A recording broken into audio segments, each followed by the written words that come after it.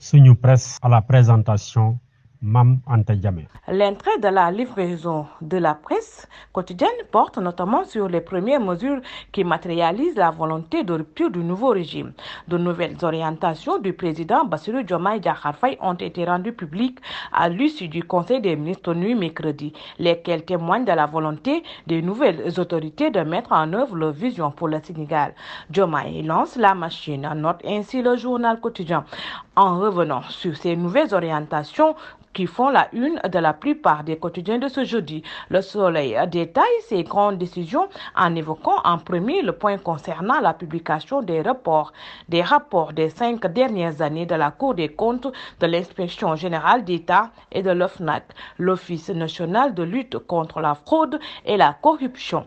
La création d'une autorité de régulation du secteur de l'eau et d'un bureau d'intelligence et de prospective économique, ainsi que d'une direction des affaires religieuses et de l'insertion des diplômés de l'enseignement arabe font aussi partie de ces mesures, rapporte le Soleil. De même, il sera établi un pré-rapport et un rapport définitif sur chaque de services.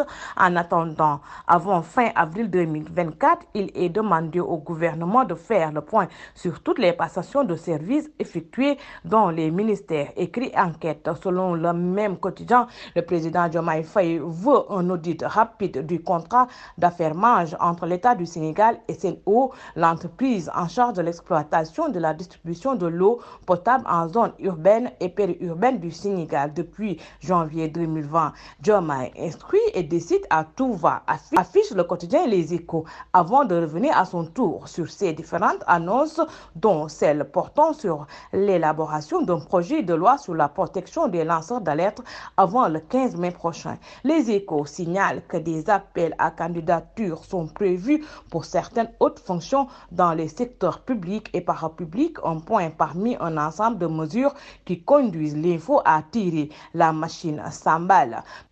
Le quotidien Réumi considère que de cette manière, le président Bassirou Diomaye Faye lance le début d'exécution du projet, c'est-à-dire la vision sur la base de laquelle le nouveau régime compte gouverner le Sénégal. En conformité avec les principes du Jubanti de transparence promise, le président Faye annonce les couleurs de la reddition des comptes, indique Sud Quotidien. Diomaye lève le coude de Macky Sall, affiche Walf Quotidien en référence à des déclarations restées célèbres du prédécesseur de l'actuel locataire du palais de la République, le président Sall. En son temps, avait déclaré qu'il avait mis le coude sur certains rapports et audits de gestion, ce qui avait été perçu comme une forme d'impunité dont bénéficieraient certaines figures de son régime.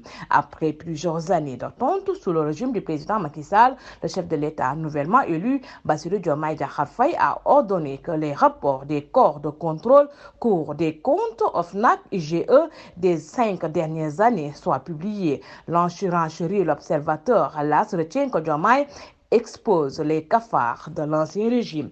Ce ne sera qu'une question de temps avant de voir sur la place publique tous les rapports des 5 dernières années des corps de contrôle. Soutien Source A. Quotidien, selon lequel, pour fouiller les ex-ministres de Macky Sall, après leur passation de service, Diomaye leur colle Sonko. Sale temps pour les magouilleurs, commente Libération via sa manchette Vox Populi, annonçant que des audits tout azimut seront lancés sur les instructions du chef de l'État, lequel fouille partout, selon le même journal. Vox Populi rapporte aussi à cet effet que le président de la République a instruit le Premier ministre d'élaborer avant fin avril un rapport exhaustif sur les contrats et les propositions relatives à la situation sectorielle, administrative, budgétaire et financière de chaque ministère.